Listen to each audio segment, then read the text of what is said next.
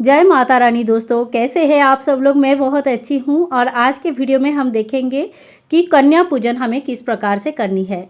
कन्या पूजन कहीं पे अष्टमी के दिन और कहीं कहीं पे नवमी के दिन किया जाता है। मैं नॉर्मली नवमी के दिन कन्या पूजन करती हूँ और दसवीं के दिन चौकी हटाती हूँ। तो देखिए, कन्या पूजन अगर कन्याएं नहीं मिल पाती है तभी भी आप पूजन किस तरह से कर सकते हैं, गिफ्ट कैसे देंगे, किसको देंगे, तो इन सभी चीज़ों का आज जो है ना प्रैक्टिकल चीज़ें आपको शेयर करूँगी। आपके लिए बहुत ही इंपॉर्टेंट रहेगा, आप ज़रूर वीडियो को पूरा देखिए। सबसे पहले तो देखिए, मैंने चौकी साफ़ कर लिया, पुराने फूल हटा लिया और अब एक लोटा में थोड़ा सा जल लेके हम सभी भगवान को स्नान का भाव कराएंगे। मंत्र अगर आता है तो ठीक है, नहीं आता है तो जैसे ओम गण गणपति नमः, गणपति भगवान को माता का जयकारा लगाते हुए सभी का स्नान कराना आवश्यक होता है। इसके बाद देखिए, हम सुगंधी अर्पण करेंगे और पंचोपचार पूजा में सुगंधी जो होता है ना, बहुत एक उपचार माना जाता है। इसमें चंदन भी आप दे सकते हैं, इत्र दे सकते हैं। तो कोई भी सुगंधी जो है ना भगवान को अर्पण किया जाता है। सुगंधी भगवान को बहुत प्रिय होता है। इसके बाद आपके पास अगर फूल है तो फूल अर्पण कीजिए। माता को लाल फूल बहुत प्रिय होता है, तो अगर गुड़हल का फूल मिल जाए तो बहुत अच्छा है, जिसको हिबिस्कस कहा जाता है।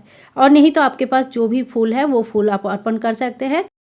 इसके बाद देखिए, आप अष्टमी के दिन पूजा कर रहे हैं या नवमी के दिन, बहुत इंपॉर्टेंट चीज़ है, आप अपनी अखंड दिया का ख्याल रखें। अगर अखंड दिया जलाया है तो उनकी कालिक निकाल दे।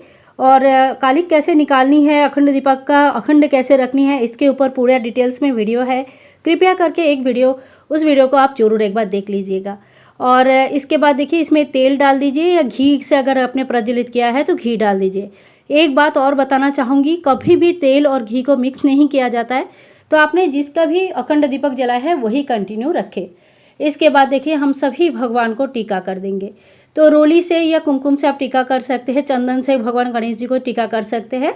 माता को रोली कुमकुम लगाएंगे और जो नवग्रह हमने बैठाया है उनको हम ऊपर से ही टीका का भाव कर लेंगे, क्योंकि टीका लगाने से नवग्रह हिल सकते हैं।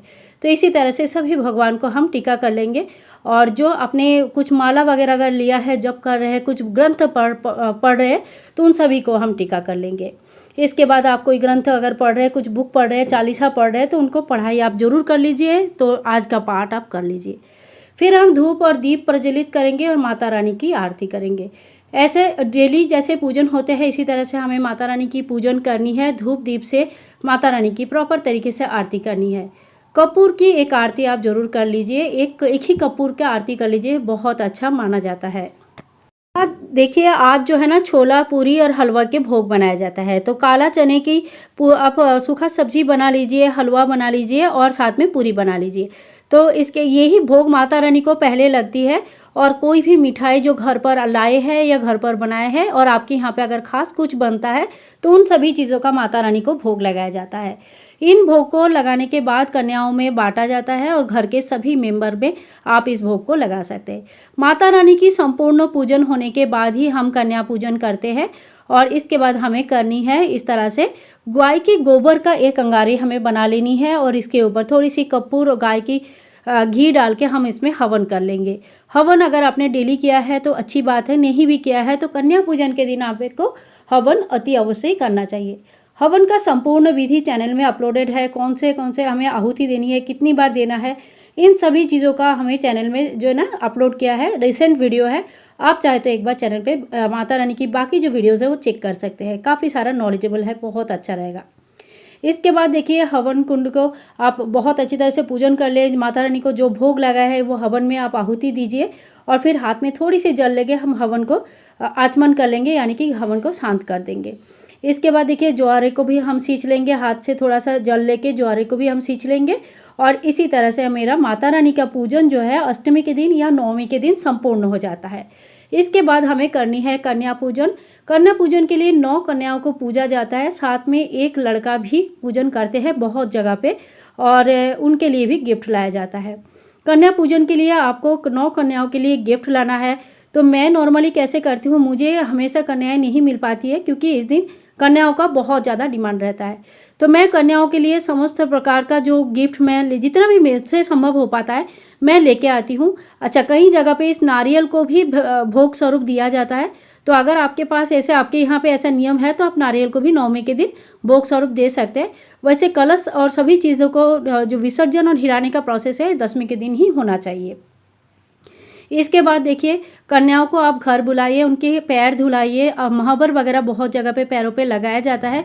बढ़िया तरीके से आप्यायन करें, आसन बिछाए और सभीयों को भोजन करवाए।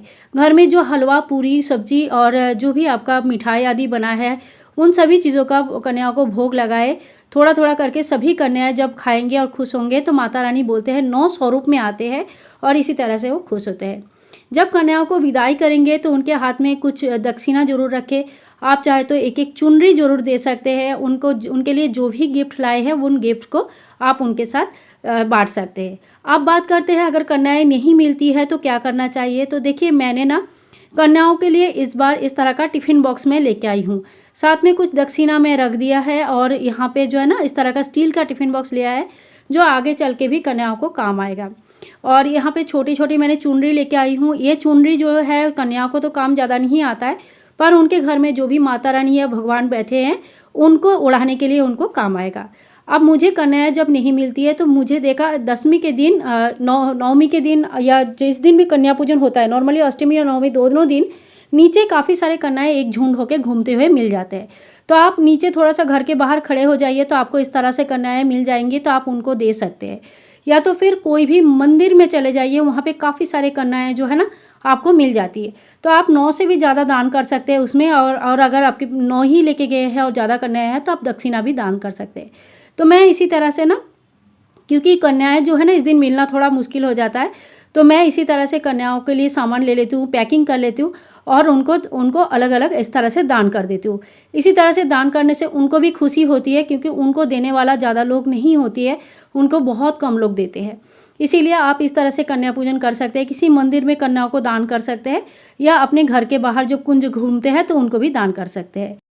तो दोस्तों, आज के वीडियो अगर आप लोगों को थोड़ा भी पसंद आया तो प्लीज़ लाइक कीजिए, कमेंट कीजिए और शेयर कीजिए ज़्यादा से ज़्यादा। आप सभी लोगों को नवरात्रि की बहुत सारी शुभकामनाएं। मिलते हैं नेक्स्ट वीडियो में, तब तक के लिए हैप्पी नवरात्रि, जय माता दी।